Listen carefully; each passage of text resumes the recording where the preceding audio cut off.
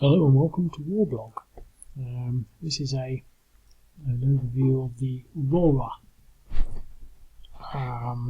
operation in Iraq, which is notable for being possibly the last stronghold or last town held by ISIS in Iraq. If you've been following the situation, you realise that what we've got down here is Al-Qaim, and the other place, Al-Obeidi, which have just fallen. Obviously there's the Syrian border, so what we've got there is Al-Bakamal, Al-Bukamal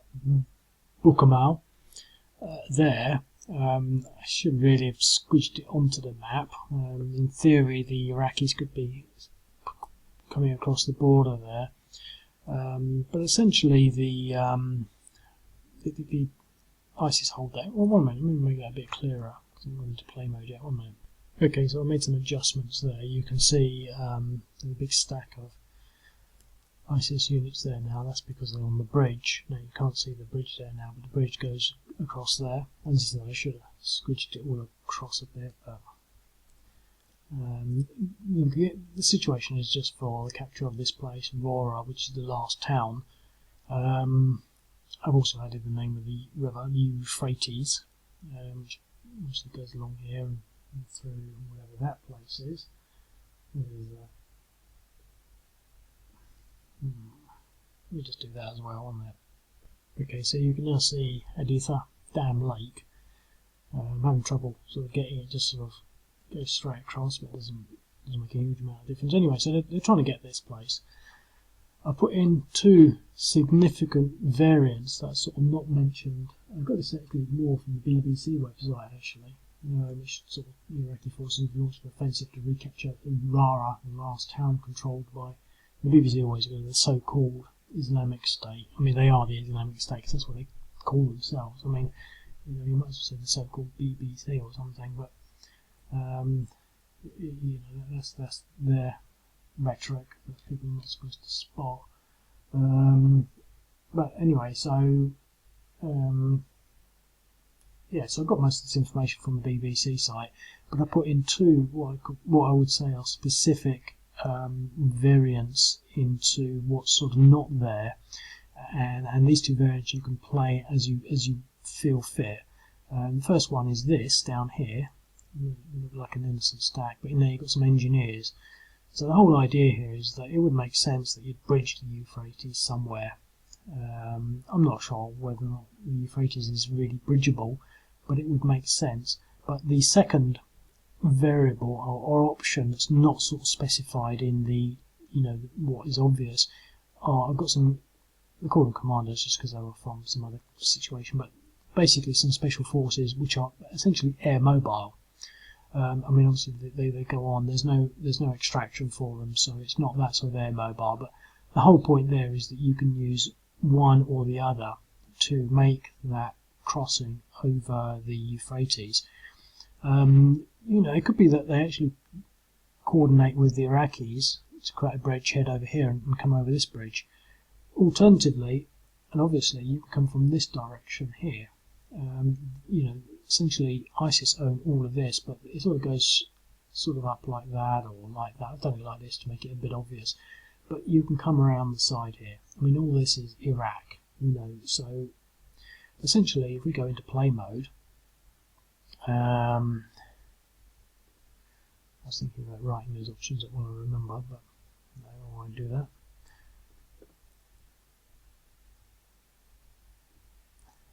Essentially, the main assault will probably come from here, I would imagine. And there's no real reason why they wouldn't do that. I think that it's possibly clearer that they might not want to try a bridge assault. I mean, when you do that in this game, I can't remember the rules. My stupid game. Terrain, features, rivers. Rivers are thicker blah blah blah. Rivers at bridge crossings have an attack modifier of 0.4. Units cannot otherwise attack over a river. Armour can fire over a river during combat. No units can move over a river other than special forces, marines, and amphibious units. I keep forgetting all of this stuff. I thought insurgents could as well, but it doesn't matter whether they can or can't. But basically at 0.4. So if you had 10 factors, you would actually only be able to attack with 4. So attacking across this bridge is going to be painful.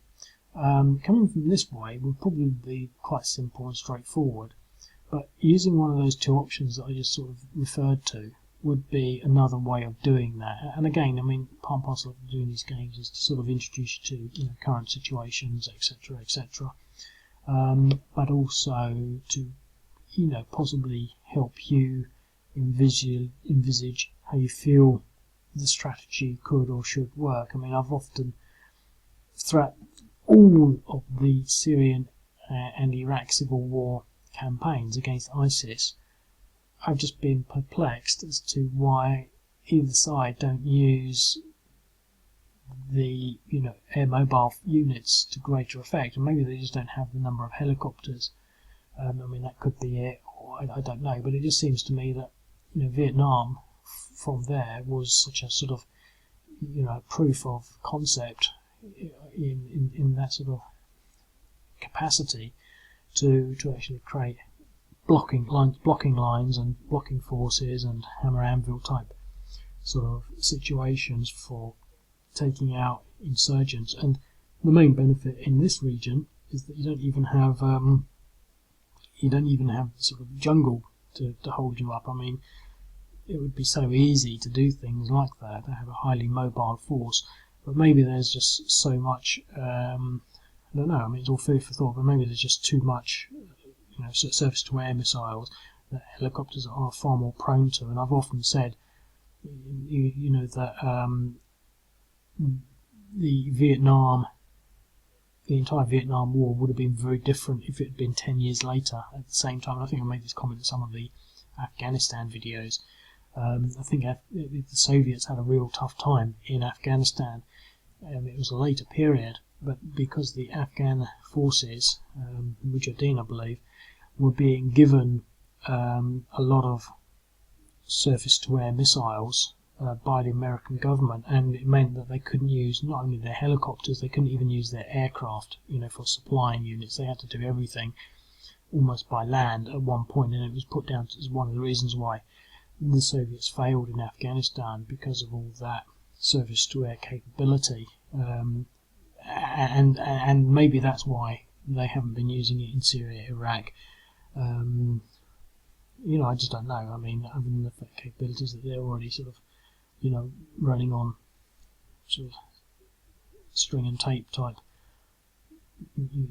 jury-rigged army. So anyway, that's sort of just a bit of, insight. So we've got these two forces, but basically you've just got to take that town. I mean, how difficult can that be? And so what I'm going to do, I'm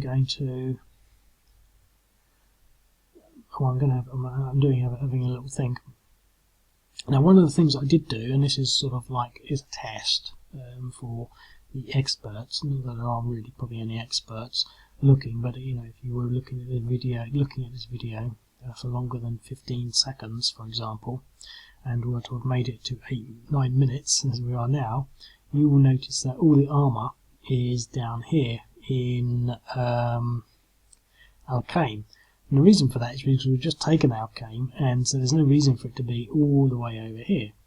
But I'll put it there because you can sort of think, I've got all this armour, so what do I want to do? And it's one of these things that I'm quite sort of, also the word perverse on, but it's a sort of perverted sort of perception of how things should be done, and I'm sort of squidging my fist up there to emphasise that. But what I mean is, to do this sort of properly, you would actually have to move all your tanks all the way along here, possibly cross over here, and move them into position before you could do anything. And I think that it's sort of one of those things that you've got to sort of, did you get that? Did you solve that? Did you realise that, this correct answer to this was to actually do something that's incredibly sort of boring and tedious in actually setting up your forces. I say all that because I'm always a stickler for sort of that sort of level of thinking when it comes down to games, as opposed to, I think, this is sort of like I've always called it schoolboy football sort of mentality. We just sort of just jump in and start, okay, I'm going to do this, and then just start attacking. Whereas, I think, I can't remember where I read this, but I'm pretty sure that successful military strategy is sort of like 90% planning, something like that, and then sort of like, 5%, carrying out the plan, and 5% divine intervention or something. I made that last bit up, but I'm sure you could sort of, this is one of the things that I put this tool in for. And if I was to watch someone playing this game, I would be far more interested in looking at what sort of lines they drew, to sort of demonstrate their thinking, as opposed to just moving things around. And I was watching a video today of, it's just one of these more advanced games, with all the bells and widgets and the funny sound effects and things. And you've got some armoured tanks as a reinforcement at some point. And he got really excited. He goes, I love it. I love it when I get some tanks in. These are great. I don't know, I'm not maybe doing it as well as I should be to making my point, but it was like completely no idea these tanks were coming on, and it was just sort of like, it's like you've got a one-up on Pac-Man, an extra life or something. Whereas you should be aware of everything that you've got, and sort of think about what it's going to do, and more in particularly, spend those first turns not doing anything until you've got your forces all into gear. The downside to all of that is it makes a pretty boring game, or it's boring if you have to play things in that way. So it's a bit of swings and roundabouts. I mean, you can play it how you want, but that is the perverse sort of placement of tanks, as I've just sort of inferred over here, to sort of test that, your intellectual capability to maybe a truer sense. I don't want to linger on that too much more. So, but the thing is, what do I actually want to do? And I think one of the things to do is to maybe sort of contemplate how much artillery I've got. And now I did learn from that other game. I always know it, but I'm going to sort of maybe just sort of, I'm not going to play this whole thing through, but what I'm going to do here is just go through the sort of mental exercise of how all this, sort of, the thinking for this particular game. And I started thinking, well, first thing to do is to assess where their artillery is, they've got rockets, essentially, there. So, at the moment, they can come across that bridge anytime they want. Now, we know that they've got some insurgents in there, and they're available, so they could come straight over here. Now, they've got rockets. Let's get them into top view there. Or not, there we go. 4. 1, 2, 3, 4. So, if we want to be out of range of those rockets, we really need to be there. And because of my crappy maths, they might have to be even further. 1, 2, 3, 4, 5. Or,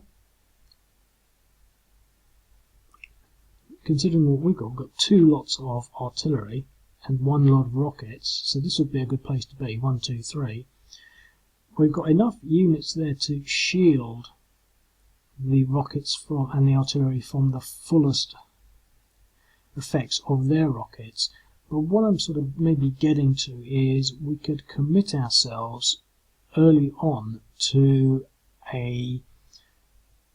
basically decimating this. Now, we can't selectively target the rockets, and I think, to be quite honest, it's a bit of a sort of a way. It's a bit of a sort of a game mechanic that is sort of leveraged to your advantage or disadvantage, whether you want it or not. In a sense, what I'm saying is, I think when you fire artillery on something like this, it will go through the stack. So if your rockets are all the way down here, they're going to be safe, because you've got to start getting rid of these ones until you can get some of these. So it's 1, 2, 3, 4. You can possibly get the top 4 or 5. So we can be attacking these. So so we will be able to start attacking the rockets. But the way the artillery works and air power, you get like an 80% of whatever potential you can on air, 60, 40, 20, 10. So you can never really get a huge amount of damage on this one. Your damage is always going to be a lot more on this one, but you could miss this one and still get good on that one. So you've got an 80% on here, but you get, in theory, your die roll is 82, so you miss. But here it's only 60%, but you get the 55. And so you hit that, and here it's a 40 and you get a 50, so you miss that. And here it's a 20, but you get a 5 and you hit it. So, that's sort of how that works. Or something like that. And unfortunately, you can sometimes hit the 5th one. It's not really supposed to, but I don't know why that is, but I've not really changed it. So what I'm saying is, the first sort of strategic insight or consideration could be to aerial bombardment.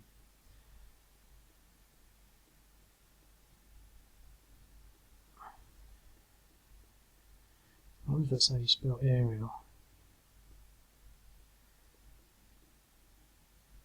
I know it's late.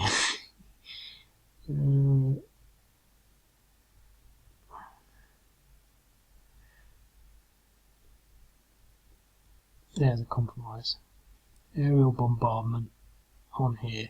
And we just sit there doing that. Now we've got Air Force and we've got helicopters. Now, one of the things to possibly bear in mind with the helicopters is that they are quite vulnerable to the anti-aircraft, the air defences. They don't have a lot in there. So we can maybe keep the helicopters back and use the aircraft, which is slightly less vulnerable, but they're still sort of vulnerable, and just keep pounding that for as long as possible. Now, as I said, we've got the engineers down there, and we've got some more artillery over here, and a little bit over here. So what we could do, we could sit there and try and somehow bring all this back. Now, they don't have any rockets or anything along here, so we should be able, in theory, be able to bring these artillery units all the way along here. I'm going to assume that there's no risk from this side, because essentially there isn't, because they can't get across the river. So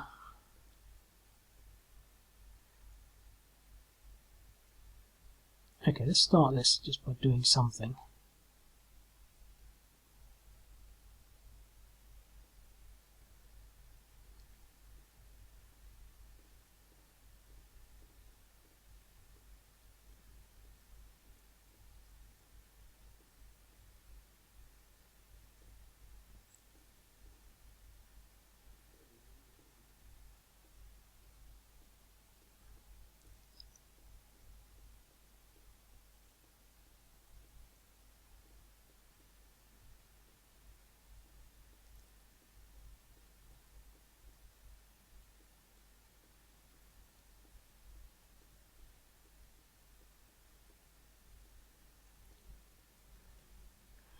I was watching another video today about another game, same video I was watching, I referred to earlier, I can't remember what it was,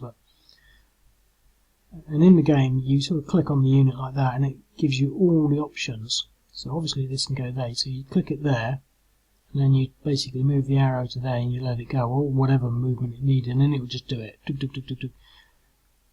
I don't like that. And I know this is, I was reading another thing about someone being mean about every game he ever looks at, and I'm not mean, because I like strategic games, but it sort of struck me as being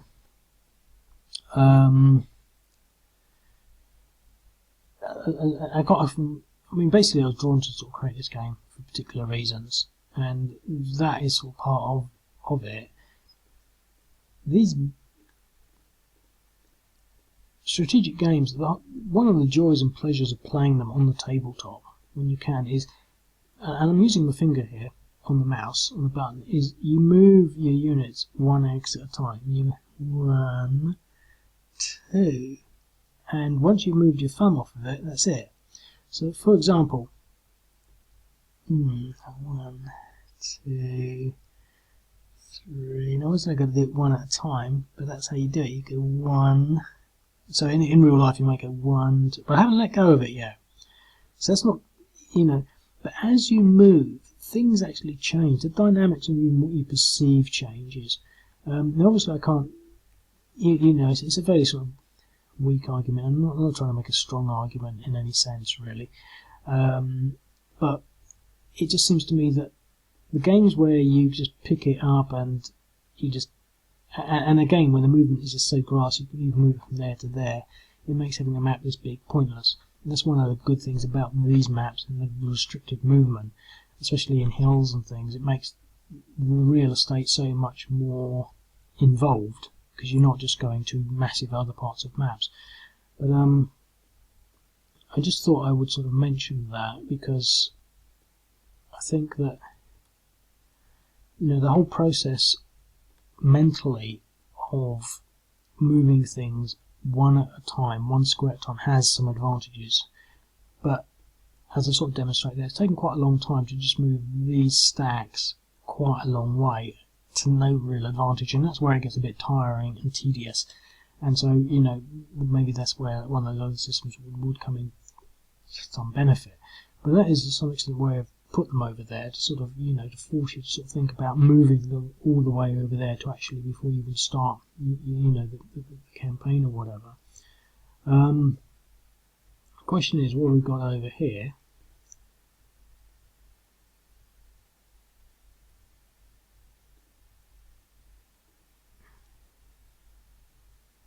You know, I mean, there isn't any interdiction, so you don't move and then you sort of think, oh, he's firing at me, and I really don't like those sorts of games, because you just don't know what people are going to do. I think one of the strengths about this game and the way I've tried to develop it, and I keep thinking about it in my head, is it's a bit more like chess. I mean, you know what you can do when you move a rook. You can anticipate, and obviously you're playing against another person, and they might be able to destroy your dreams and ambitions. But they can't do it in mid-flight. They can't sort of say, as you sort of halfway got, you know, your rook to there and your bishop to there, you can't suddenly turn around and sort of like destroy this, or stop it from completing its turn, or something like that. And again, I think that's sort of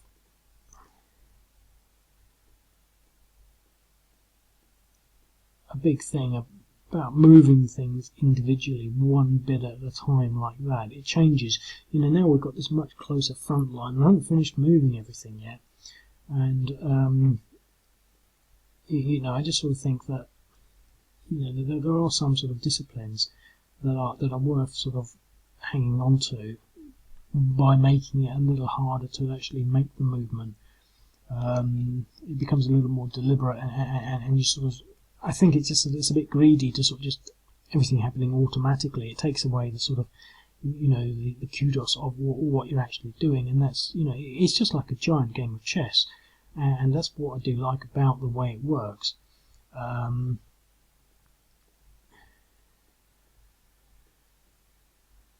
Five movement.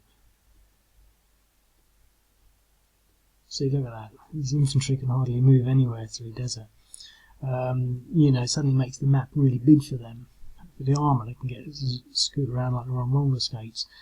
Can't remember what I was saying, probably moaning a bit, but yeah. So we've done the first turn, I think, for the Iraqi forces. We've got the question of what we want to do here. I think I'm going to vie for staying where I am, with all these units to protect the artillery from these rockets, because they're going to start firing back. And so basically we're going to have an artillery duel, and we don't really have a lot of artillery there at the moment, so we've got the option now of moving away.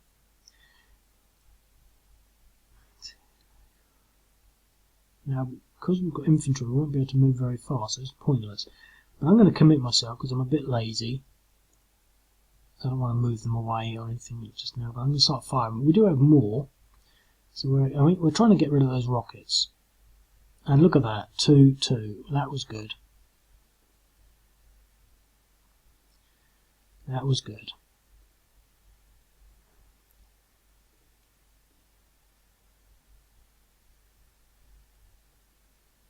No effect, no effect.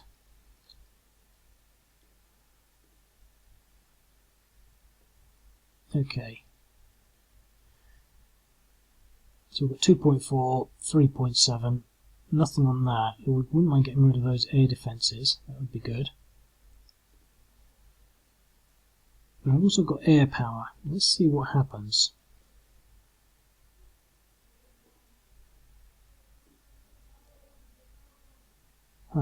Okay.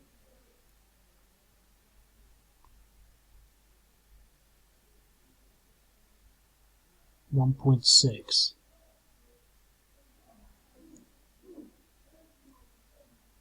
2 and 0.2. I'm not going to use my helicopters in here because it's got air defences and it's quite a high chance of being shot down, although to be quite honest I can't really remember what the chances are, but for example I could use them over here to much better effect because there's no I've got rockets there, look. 1, 2, 3, and now I've moved myself into range of those rockets and there's nothing I can do about it, so that's, that's, for me, that's all my problem, sort of whibbering away about how much I don't like other people's movements methods. 6, 3.9. Okay, well we've got rockets in there, so I'm going to go for that. And I shouldn't have any defense, air defense.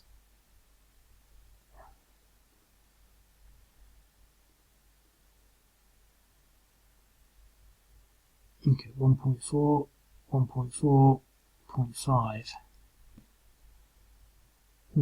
Shouldn't have moved these so near.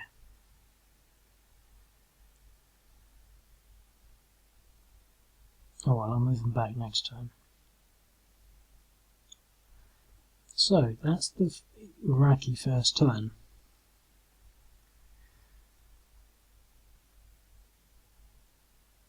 Now, what does ISIS want to do? Well, we've obviously got the option for firing these rockets. Doesn't say, oh no, that's irregular. 4, 1, 2, 3, so we can get either of these, and we can definitely fire on those. Now, the options that ISIS have are to somehow consolidate all these units.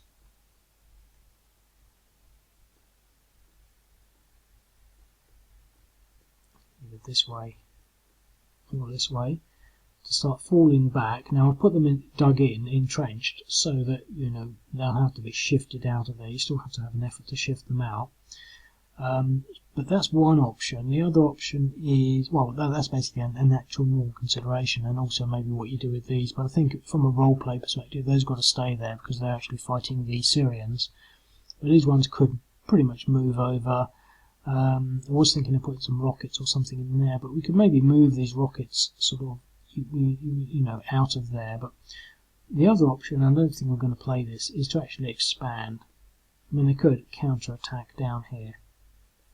Could send some units down here to get these engineers who've been left there.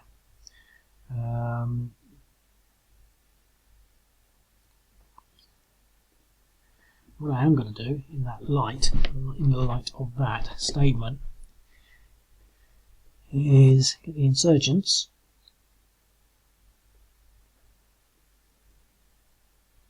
and go for some artillery. Failed but wasn't caught. Okay, well that's that.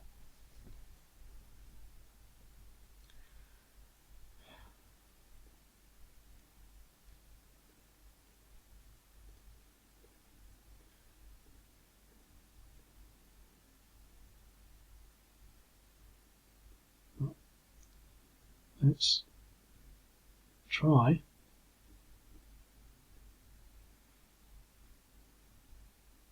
See, I didn't think of this. This is one of the things about some people like, oh, I don't like playing a game against myself.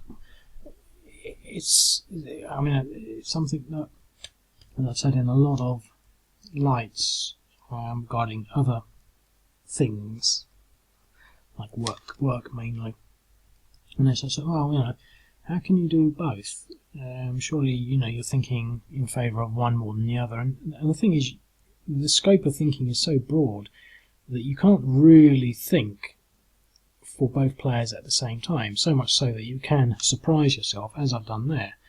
Now, if you were playing this style properly or with more effort, say face to face, you might find yourself thinking, spending the sort of the cerebral capacity that I'm spending trying to concentrate on making a video on what the other person can do, such as this. But this is going to be a 5-to-1. Oh, look at that, and they got a 12. That's because ISIS are tired. We've got 3-to-1 there, and the Iraqi army are going to have learned the hard way, but not necessarily the hardest way. That was embarrassing for the Iraqis. So let's fire some rockets.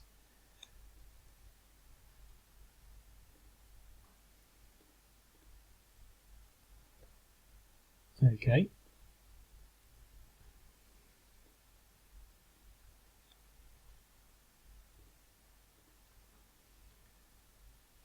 You see, in this one, we can't really get their artillery, so it's a bit unfair. Perhaps I should do something like counter battery fire, but that's what we're trying to do here, trying to sort of, we're just doing more damage against their troops. The rockets are pretty powerful things. Okay, so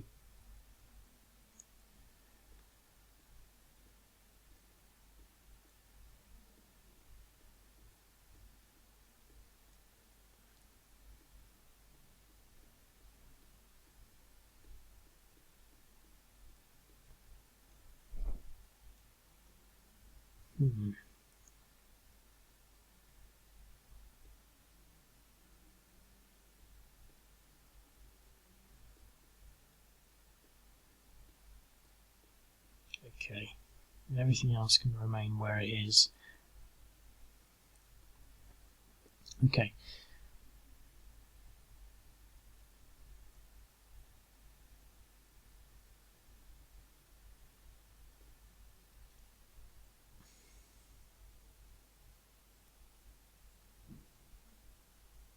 It's crazy, really. So I should be waiting for all my armour. But I'm just tempted to just knock that stack out because I can.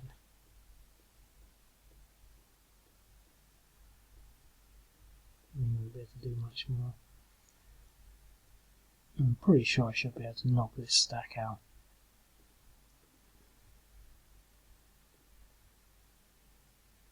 Yeah. And once they're out of their entrenchments, they're not worth that much.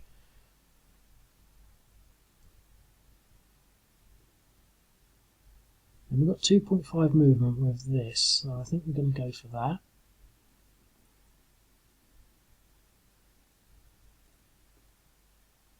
And the question is, oh, 1. That means I can't actually move.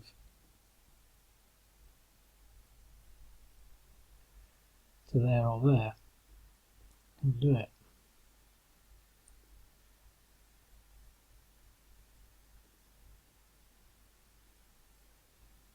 But I can get him and him there.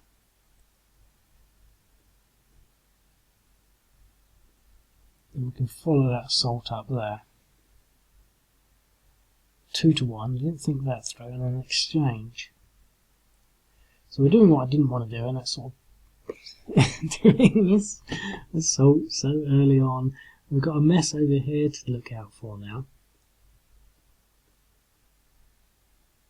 This engineering unit, and he'll be safe there.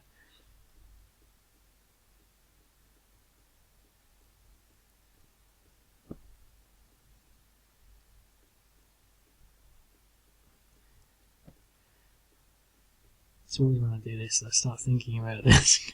I have easy movement. I'm thoroughly enjoying moving them all individually. Because as you can see, the situation changes upon every placement of the unit.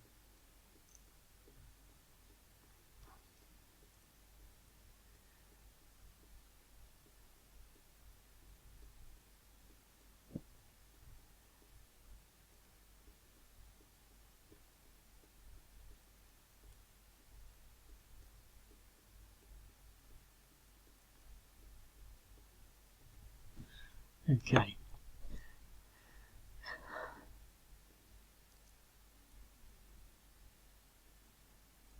I'm going to move this.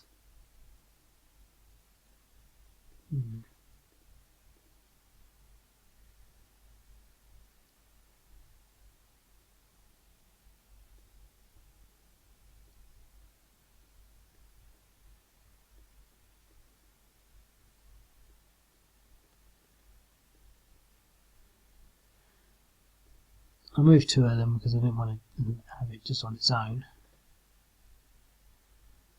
DE, and we got him. We got a DE and we got him. So there you go. That's good for the Iraqis. No more movement though. Okay. Let's get this artillery into gear. No effect, no effect. I don't want to do that. Fire the next piece of artillery. No effect, no effect. We're getting the other units though. You've done 2.9, 3.4, 4, that's good. Getting that air defence unit is good. Because we can get there and start using the helicopters. 2.9, 6.8. So these two units are routable now, which is good because I'm now going to bring in my air power.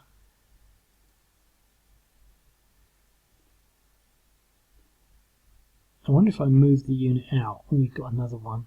It didn't route. I wonder if I move the rockets out and then move them back in, whether they get to the bottom of the stack and therefore be oh, look at that, there you go, failed. So that's one of them. And notice that we didn't actually do any damage. The reason being that if any unit is under air assault or artillery, and I'll have to look it up so I can remember exactly what's what, they have to do a morale check. That's one of the benefits of doing airstrikes, even when you haven't got very, very good odds. As long as you're dropping some sort of bombs on them, they might just run away anyway, which is what happened here. We did no damage against them, but they ran away. Now that gives them one artillery piece, and we've got 3 with 2 coming along. We haven't moved these ones yet, so let's do that.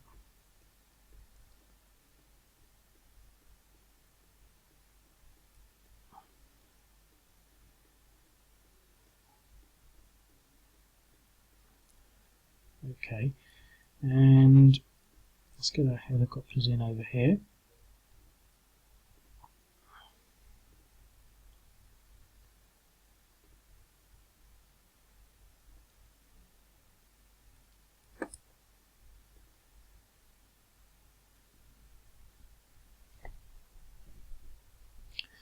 Okay. I mean, I've always been a big sort of promoter of the use of artillery and air power in preference to anything else to start off with. It's so much so that I sort of think, well, you just sit there with your artillery bombing them until they're all gone. That's sort of what they did, largely in Aleppo and a lot of other places. And it's sort of, I mean, that thinking, I think, from my point of view, stems from things that I read about Vietnam, where the US Marine or US soldiers would go into combat without any heavy weapons sections or any heavy weapons, just their guns, because if they needed any extra firepower, they just call it in, artillery or air power, and all they went in with their sort of machine guns, and if you've got it, then it just seems to me that's the way you win a war, but you also demolish cities like that. But it just sort of makes sense. But in a lot of these things, well, you've got to use your tanks, you've got to play this. I remember once, maybe I shouldn't come up with all these analogies. I played this. This was years and years ago, like 30 odd years ago, and I was in France, and someone was playing a Napoleonics game. I went to this club, and he had Napoleonics, and there was the English in line on the top of this hill, and there was some French. And I can remember someone saying to me, you know, there's no point in moving towards them, just let them move towards you. And so I didn't move. And he says, you're supposed to move. I said, well, I'm not moving. And he started moving towards me. And because he's moving and marching, I just fired at him when he got into range and basically killed him and destroyed him. And it was sort of like he was really not particularly happy, because what he wanted me to do was to start marching towards him. And, you know, sort of like this sort of thing where both sides are reciprocating their offensive actions, and I didn't. I just sat there, and it was remarkable. It took about an hour or something, and you know, I'm very much sort of in favour of the sort of things where you sort of think, hang on, why should I move if you're marching towards me on top of the hill and I can fire at you? You know, and it worked. And similarly here, you just keep firing your artillery, but there's got to be some limit on that. Maybe ammunition, or, you know, I was thinking maybe I should give these. Actually, one of the things I was thinking of doing, and I have yet to get around it, is giving irregulars a +5 defensive modifier when they're in towns and cities, because they are actually pretty tough.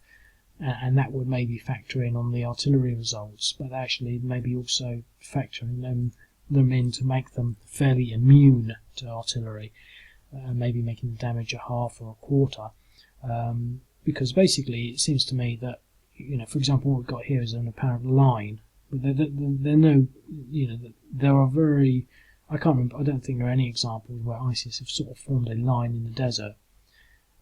You know, this is, whereas if this was North Africa in 1942 or something, they might form a line in the desert outside of a town or something. You know, that might be, they would dig in and they have camouflage, but you know, it was very different then. They didn't have satellites, and they had sort of, you know, the directed weapon systems that they got now. So what they're doing essentially is just one city to another. You know, they're moving. This is the objective, and they're all in there, and then they move from, you know, obviously across the river to here. You know, jumping from city to city, and you know, it'd be interesting to see what history has to say about this Syrian Iraqi civil wars in the future, as to sort of, you know, actually what happened strategically, because all we've got are news accounts, and there's no sort of, you know, idiot's guide to how the wars sort of panned out, so to speak. Anyway, I'm gibbering. I don't even know whose turn it is. It's the Iraqi turn. So we've moved all that, we've moved this, we've done all that, we've done this, we've done the air power. So I'm going to move on and do an ISIS turn, and then I think I'm going to leave it. I did some chit-chatting there, but I think I'm feeling quite subdued, really.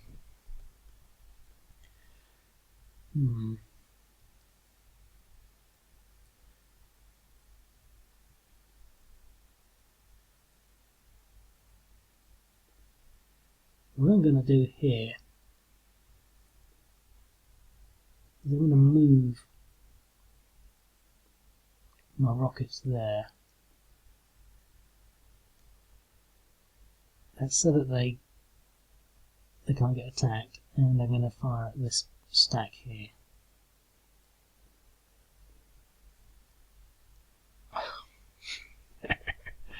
Rubbish.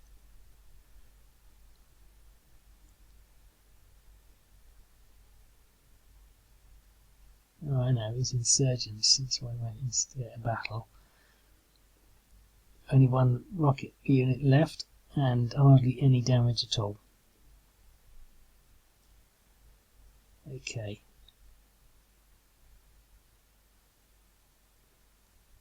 I'm going to move some units into there.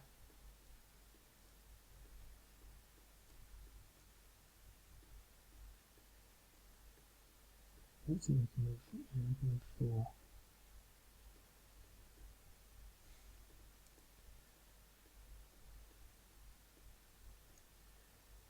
Okay.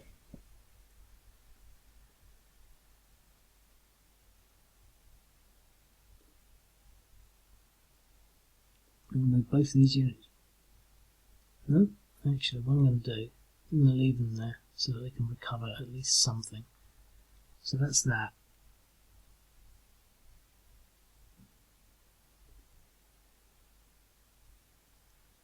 Okay, now I'll make this the last Iraqi turn.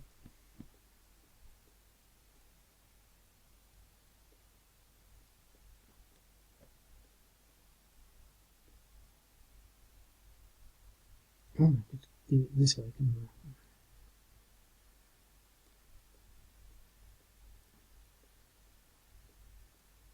Look at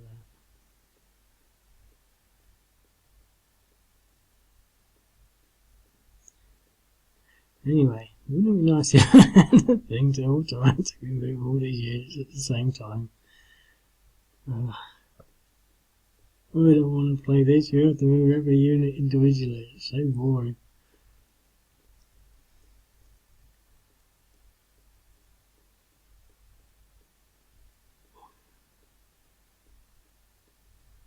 My hand hurts now. Okay.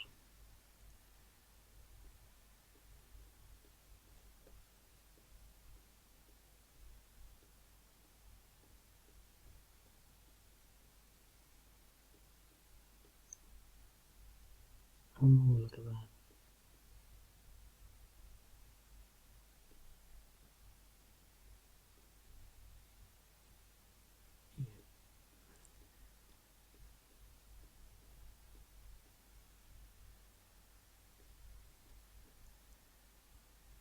Yep, that's all good. So now we've got even more artillery coming down on this.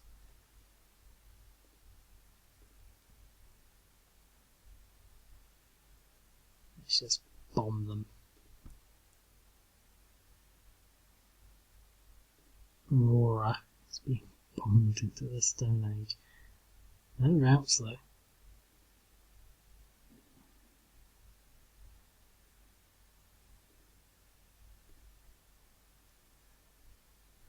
What are you on? 7, 11, 5, 7, 0.7, nothing. Okay, that was interesting. Let's see whether we can tip them over the edge with some airstrikes. Look at that, as perfect. Look, got the rockets and the air defense and their prize possession. I don't know what that 10 is. I don't know why that keeps popping up. Does it pop up on this? Does it? The prize possession. Their one and only mechanised infantry unit that we're saving for a rainy day destroyed. Which, to be quite honest, is probably how it works. That gives us a fresh run on a lot of these other things, and now we can put our helicopters in. Oh, routed another one. This is the way to win the war. Just send in the artillery and the air power.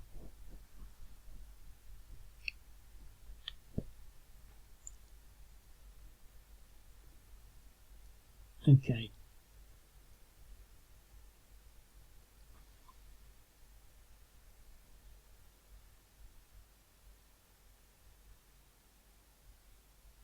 I know what I want to do here.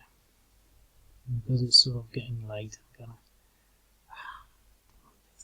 I didn't want to do that.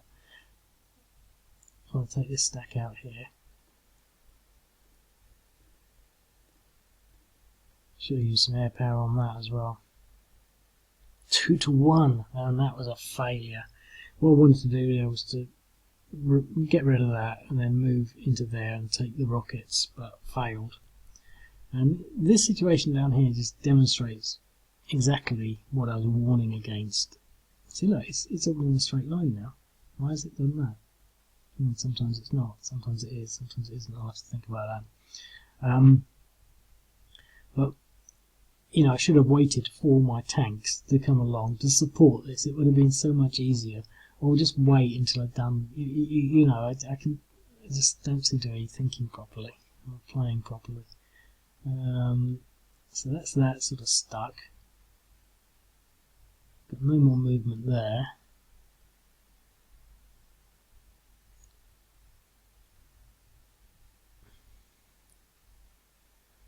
And that's it. Well,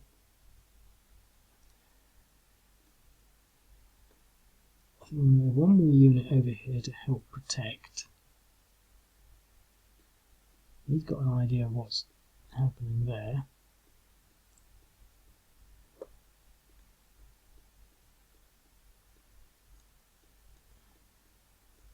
That should reinforce that.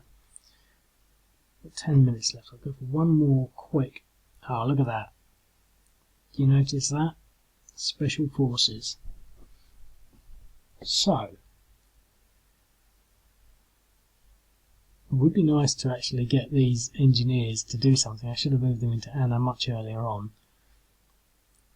So what do we do with Special Forces?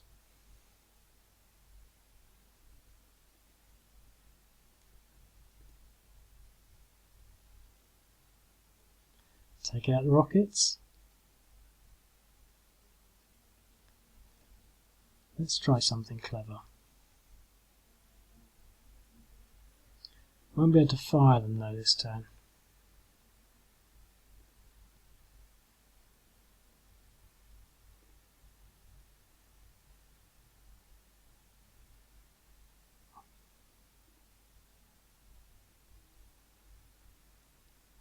What happened there?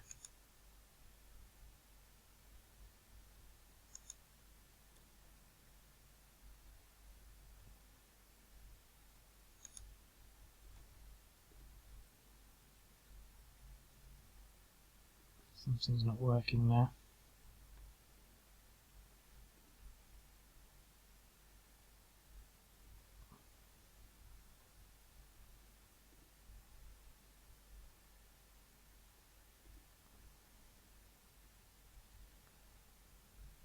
I'll have to figure that out.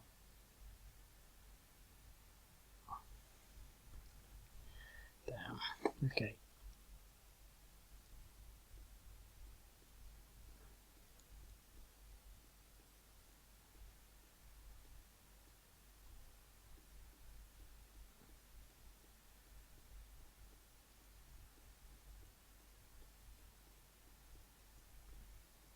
One minute.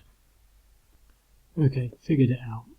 Essentially, because it's such a low defense value, it was in there as a sort of a defensive object, but it was coming up as sort of division by 0, so I've had to sort of put in something for that. I might get some other error codes coming up here, but let's just check that out. I'm just going to practice now on this.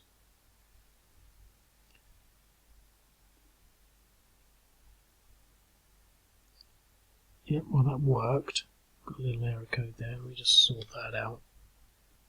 Oops, I started to record and didn't realise that it wasn't recording. I'm not sure what we've lost, but essentially I managed to put these Special Force units in. Hopefully you got that. It does work. The reason that we couldn't do it before was because we were dividing by 0 because there was such a small amount because they were rockets. So had me going for a bit there. Don't like that, but yeah, so I sorted that out. Just put all air power in there with virtually no results. Let's finish off with the artillery here. See if we can get some routes. Probably not, because a lot of these are fresh units.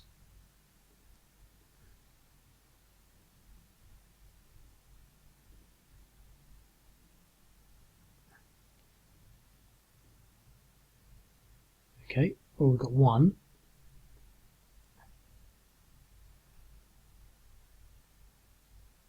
Should use my air power on here as well.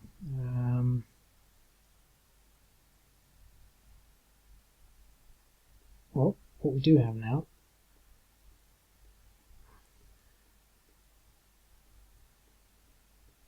and I think I must have missed this from the last time. It didn't move all of them, look at that. Oh well. Let's double that up as well.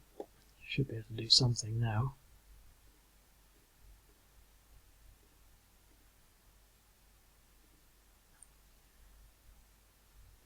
DR 3 to 1.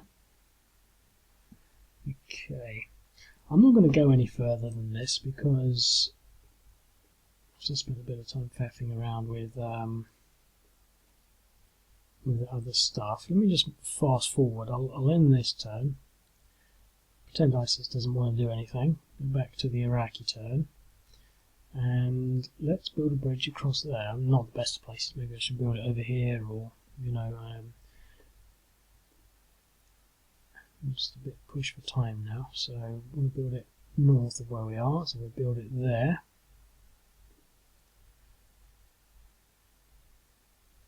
and that should in theory put a bridge in there. I should maybe make it a little more obvious. And now we can breach. We've only got 5 minutes left. It's not the end of the world, but we could certainly take out this rocket battery. DE. Okay, and then Special Forces can sort of... we'll just leave them there. So hopefully that should give you an idea. I don't want to go much further. I don't feel like I've done a very good job on this playthrough, but I think it's a fantastic game. And if I'd only done what I said I'd do in the first place and sort of focus on moving my armour down here before I started this engagement, I didn't lose too much. But it gives you a very good insight into sort of what's happening at Rawa, I think, geographically at the very least. And as well as with the potential for the air mobile units, which is an optional, and the engineering units, which again are optional. So you might not want to play with those, but either way, you know, the Iraqi forces are going to win. It's just how you do it, how quickly you do it, and with what losses. You know, for example, had a near miss with the engineering unit down here. We made a mistake moving too far ahead when we didn't realise that there was rockets there. Could these units have moved back, etc., etc. I'm not sure how the video will play, because I've obviously had about a good bit of time out of the video trying to fix a couple of stupid errors. But I think it's, again, it's just another very simple scenario that's got so much potential to it, but I'm quite happy with that overall. I just wish, on the second playthrough, I think I could do it a lot better, a little smoother. Interesting to sort of consider how effective the artillery and rockets and air power are on actually taking out Rawa.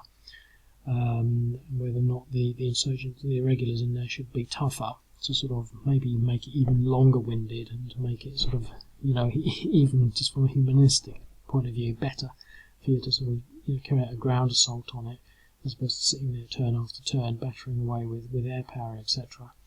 But anyway, that's that. I'm going to leave it at that. I've got a couple and a half minutes left. I'm not going to push that. I've got an hour, I think, I can do videos for and then upload them. I hope you enjoyed that. If you feel that you can, really do much better than me with this scenario, then sign up and give it a whirl. I'll speak to you later. Cheers, bye.